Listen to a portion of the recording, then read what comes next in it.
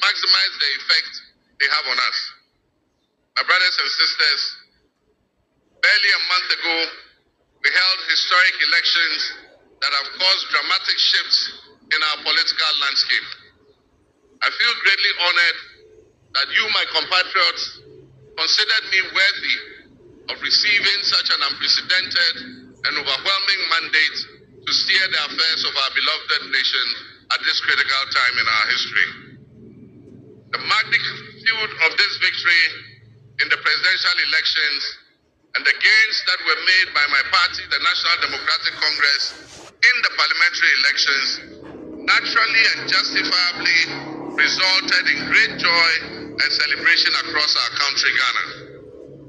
But celebrations, no matter how justified and how well earned, must be supplanted by discernment, sobriety, and deeper insights into why we received this kind of mandate in the first place.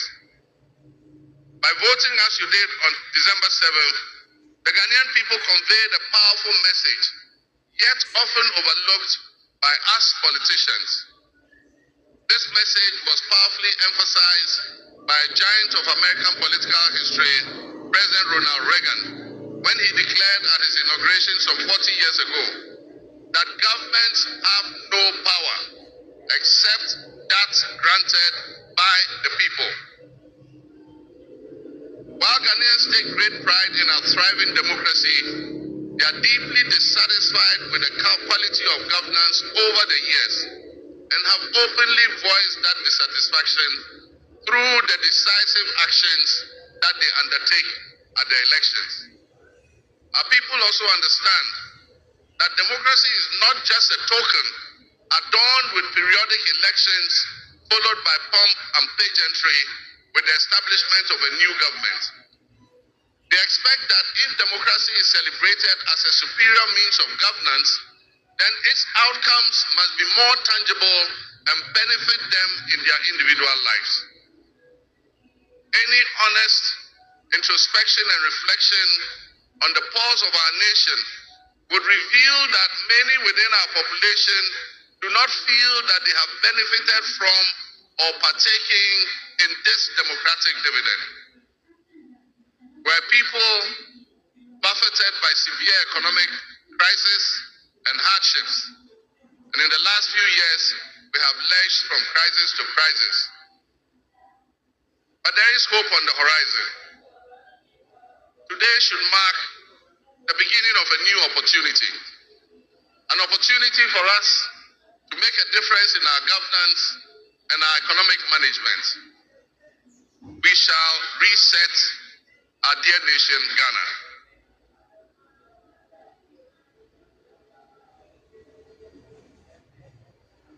To the millions of my fellow countrymen and women who joined long queues and waited in the sun for their turn to vote for me, you have my sincerest thanks for honoring me. My firm, immutable assurance is that your votes will matter in the work that I'll do to make a difference in the destiny of this dear nation of ours. Your courage to bring change will not go in vain. Our nation was born with much promise. That promise would seem hazy and in doubt now because of all that has happened in the past. But I urge you, my fellow countrymen, not to be sucked into a state of perpetual pessimism. For some time, our country has urgently needed leadership with an unwavering desire to get things done. I with all humility assent that I intend to be that leader with your cooperation and your help. As your next leader, I shall strive to exercise sound judgment and be able to make the right calls at the right time. I will have the humility and presence of mind to take responsibility for any challenges and be willing to act firmly and timeously to resolve the challenges that we face as a nation. Since the elections, I have read and heard the word hope used many times in relation to my presidency and what it should offer the citizens of Ghana. I intend to speak plainly and clearly to you today, and every time I address you subsequently, I intend to always tell you the truth. The circumstances we find ourselves in are indeed dire, but even so, I'll be decisive and swift in my actions. We'll focus our initial efforts on 4 critical areas. The first is economic restoration and stabilization of the macroeconomic environment. The second is the improvement of the business and investment environment to ensure that Ghana is once again open for business. The third is governance and constitutional reforms. And the final, but not the least, is accountability and the fight against corruption.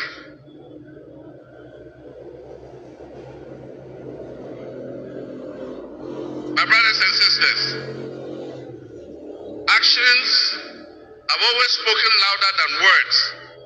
With that in mind, I have entered into a covenant with you, the good people of Ghana, in which I have enumerated 26 actions that I'll take within my first 120 days.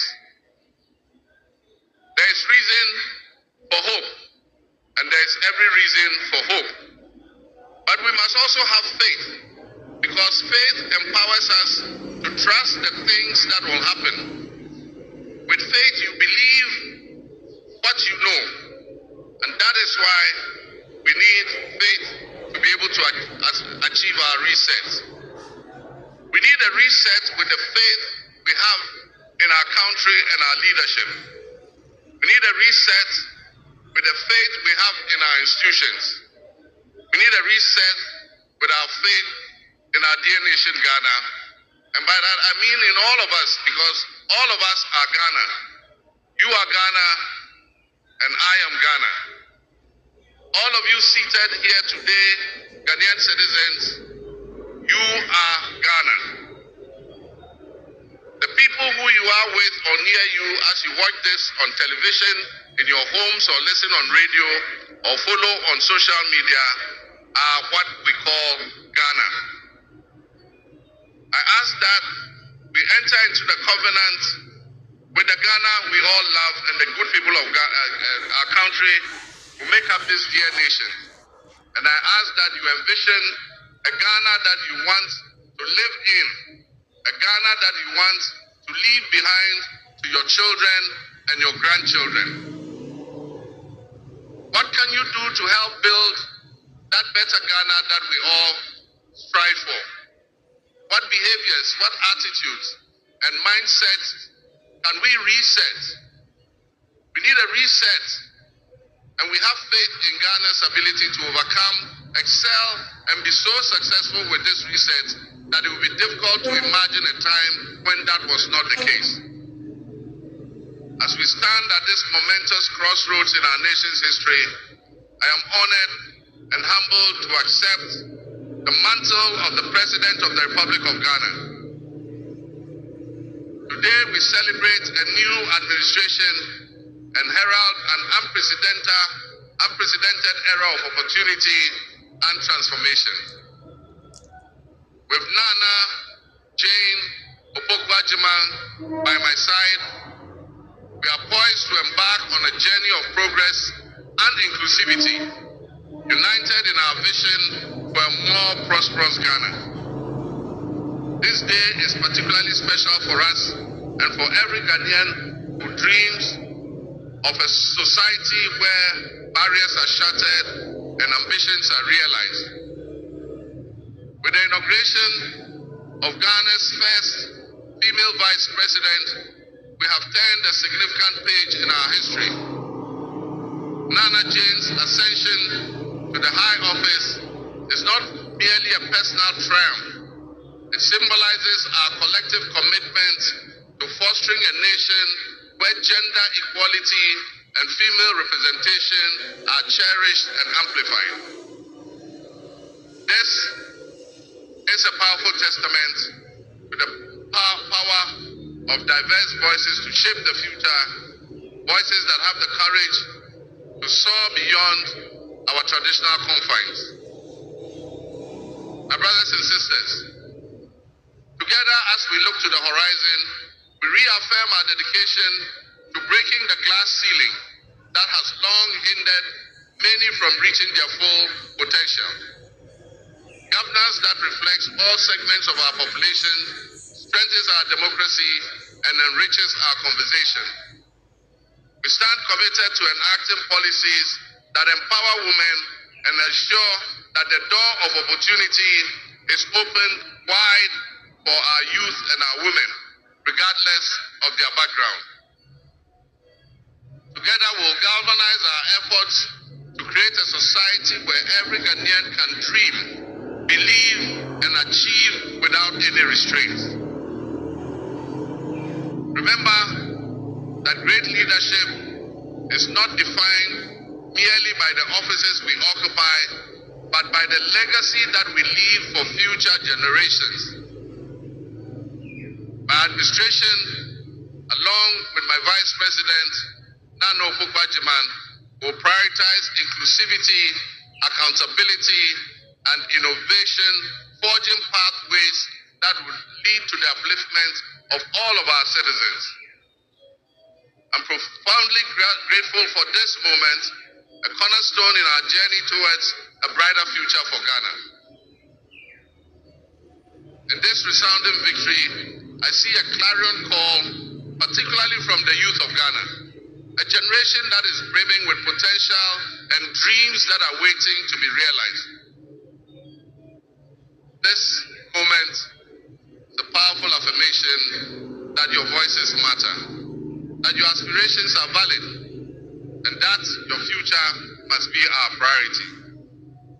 We're committed to translating your hopes into action and creating opportunities for education, entrepreneurship, employment, and empowerment. Our policies will be tailored to sustain innovation and foster industry that engages today's young minds and equip them with the skills needed for tomorrow's challenges. Together with the private sector and captains of business, we will create decent and well-paying jobs. As we embark on this new chapter, I assure you that our decisions will champion diversity in all facets of governance, ensuring that every Ghanaian, regardless of your ethnicity, your gender, your age, your religion, or any background, will have the opportunity to contribute to our nation's story. Ghana's youth represent the heartbeat of our democracy.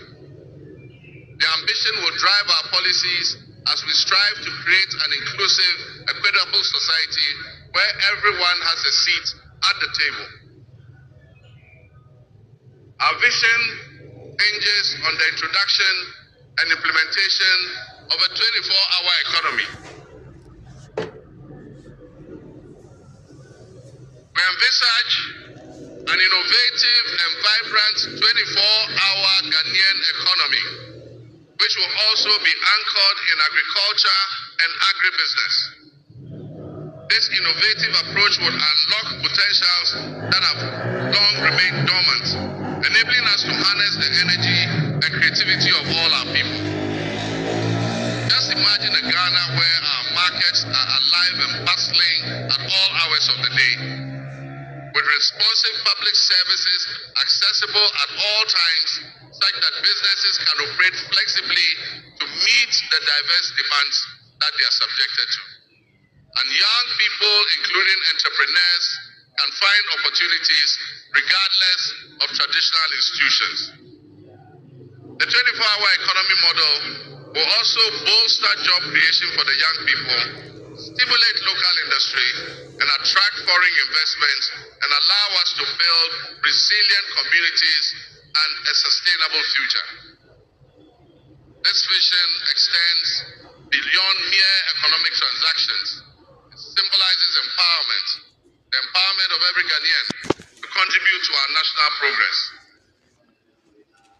My fellow citizens, this vision will allow us to embrace diversity, to cater to their varied lifestyles and preferences, and foster a culture of inclusion, ensure that every citizen can enjoy the fruits of his hard work. To the business leaders and entrepreneurs, I invite you to support this new model and join me in shaping a business environment where creativity thrives and where the fruits of your investment contribute to the collective welfare of our nation. Your role in driving our economy forward cannot be overstated. Your innovation and dedication will be a backbone of our success story. And I pledge to you that we would look at the tax regime and rationalize them so that they are more transparent and fair. Members of the business community, I assure you, Ghana is open for business again. Let me thank you, Your Excellencies, my fellow presidents, for leaving what is a busy schedule behind and coming to join us at this ceremony. Your presence brings honor to this inaugural ceremony, and I want to extend my heartfelt thanks to all of you and to our sister countries who have traveled from near and far to be with us today. Your presence is a testament to the strong bonds of friendship and cooperation that exist between our nations, and I promise you I will work to foster the partnerships that transcends our borders, and I'll work collectively with you towards regional stability, economic growth, and mutual respect between our nations. To my friends from across Africa and the world, I thank you and welcome you to Ghana. And in our local parlance, I say Akwaba to all of you. To my family and fellow citizens, my wife Lodina, I thank you for your unwavering support and commitment to our shared vision. This journey is not mine alone. It belongs to all of us. It belongs to each of you. Let today be the dawn of a new era of hope, an era of job creation, an era of accountability, an era of institutional strengthening and resilience, and an era of unparalleled potential for all Ghanaians. We will write the next chapter in Ghana's story, and it will be one of promise, transparency, and transformative progress.